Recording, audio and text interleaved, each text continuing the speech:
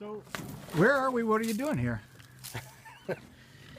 We're at Nature's Last Stand, Oh, how about it? where we got some hungry pigs and a little boy here who's about to feed them all. Nice. Right Not all of them. Have you ever fed pigs before? Nice. Here. What are you feeding them? These are peas, field peas, straight up peas, and you get to hear them crunch, crunch, crunch. Now here's how you trick a bunch of pigs, because what you got to do is get it laid out before they know what's going on. So sometimes I fake like I'm going this way, Nice. and then I quick go this way.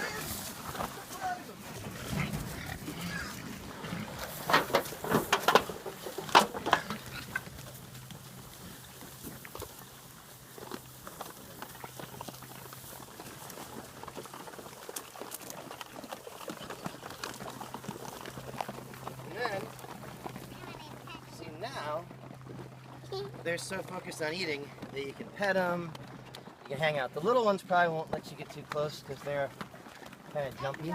Wait, and what kind of pigs are these? How many do you have? How big do they get? About 60. They're half the herd are Berkshires, which are, it's a heritage breed from England. And then I'm now breeding Kuni into the herd, which is a miniature pig. Those guys right there, you see that little mama who's nursing?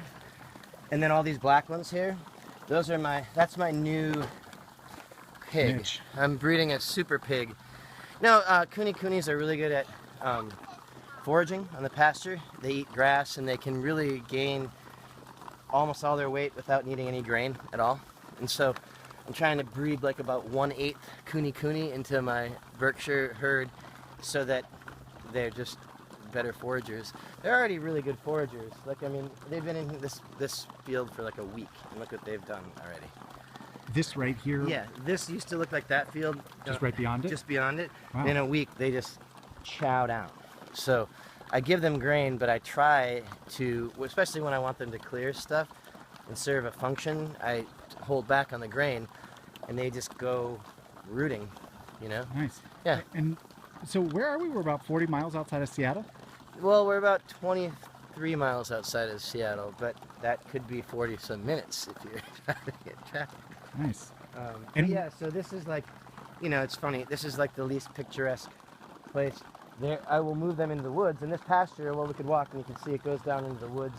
And they hang out a lot in there, you know, in the shade and stuff. And so tell me a little bit about, what does it mean for them to forage as opposed to being reliant on you for food? Does that affect their meat, or it's better for the land? Absolutely, absolutely. What are the mud puddles for that? Oh, you want to see?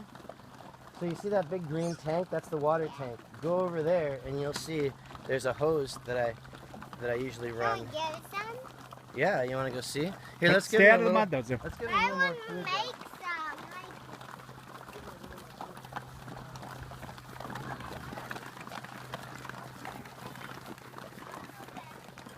Oh, you're right. I didn't let you give any, did I? Yeah. Here, now you can. So you started to say that. So every day, how many of these bags are you feeding them? It depends, but probably like Like 4 for this many pigs. It depends on what the pasture's like. Look at- That's a here, different here you Meaning go. you're Hey, supplementing Here you go. different kind Here, of I'm gonna make your hand like a bowl. Mama, go on. 2 hands together. There you go.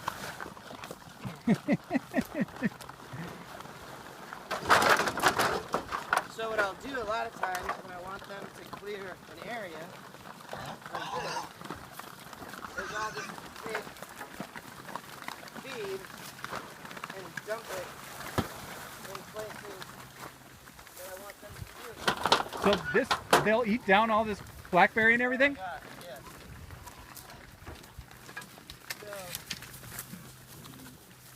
So you go like this.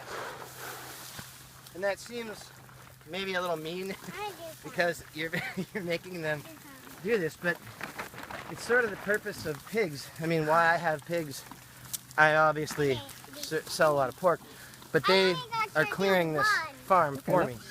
They're clearing out all the woods so that I can decide what to do, but I might cut some of these woods and create more pasture because I'm going to start raising sheep.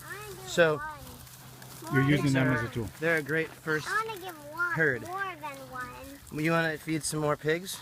All right. I didn't really get any. Okay, hold up a sec. Let's just finish talking about this, then we'll go get some more. So you use them as a tool to clear this land, then decide another application could be Yeah. another.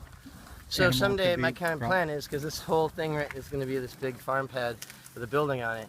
I want it to be, you know, I might end up having more sheep, and kind of the emphasis of my farm, I hope, is going to turn more into the grazing animals, cows and sheep, and I'll still keep pigs around because they're great for just having pigs, you know, I mean, but I don't know if I'll have this many, because really my thing is I'd like to have a herd of animals Oh, careful. that never need feed. I mean, that they can, their grass is at their feet and they can eat. Western Washington grass grows like crazy. Having grazers would be pretty smart too. So, because a lot of the grain, I don't raise the grain, right? I have to buy the grain for these pigs. Yeah. And what's your And- primary business now? Like, what are you using these pigs for other than to clear the land? The breakfast sandwich. I grind these pigs up.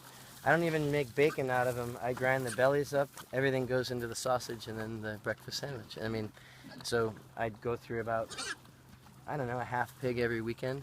So, you know. And where is it that you're selling those?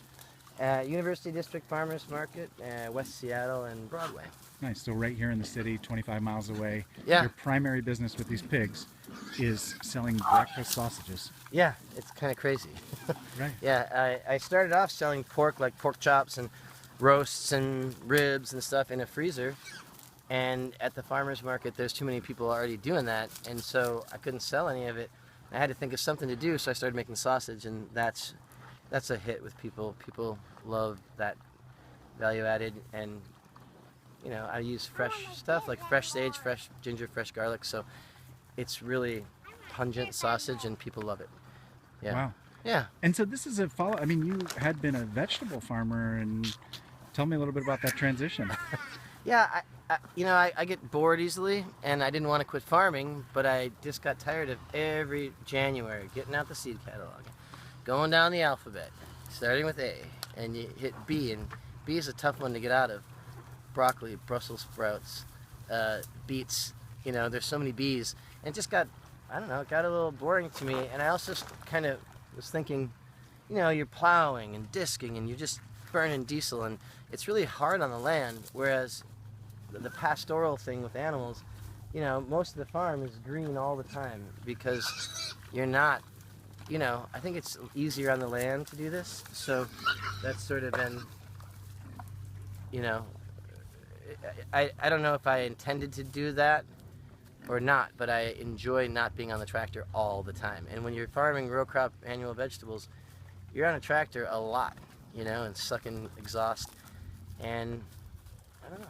So, Kind of ironic, huh? yeah, but so now I gotta say, I drive by certain farms, my friends and neighbors that are doing the annual row crop thing, and I see them out there getting their irrigation out and doing all. It's a lot of work. It's a lot of work. It takes a lot of hands, and a lot of employees, and you know, I kind of like the solitude of just being out here by myself. I can manage 60 pigs no problem. And what about financially in terms of the return? Well, because of the value added situation with the sandwich, it's way better than veggies ever were for me. How much does the sandwich go for? $9, and I sell about 150 to 200 at a market, so you know it's good. There's cost involved, but it's good.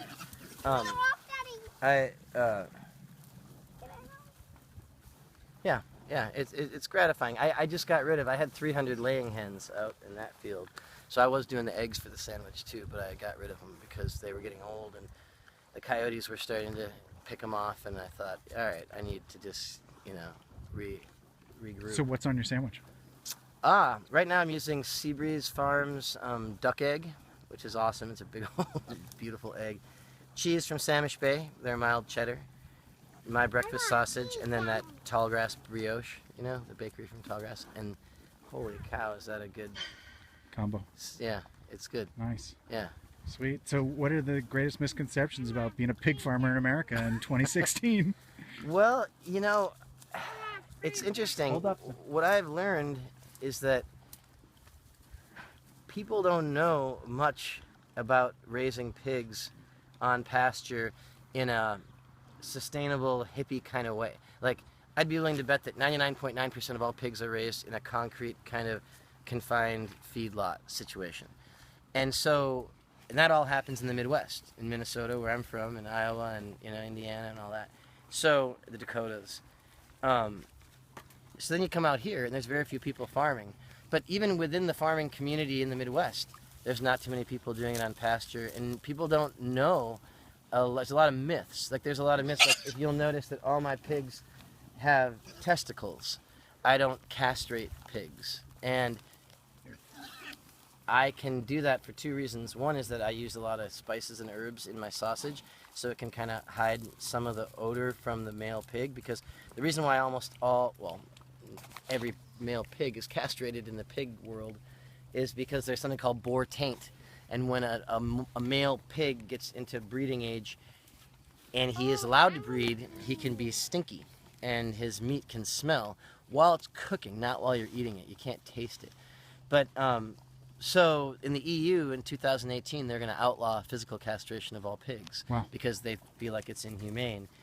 I used to castrate pigs. Now I don't anymore. And I guess so. Let's transition away from castration here. Are you slaughtering the animals yourself? No. And so for your customers, how much time is it from the time that they were alive and kicking to the time that they're in a sandwich?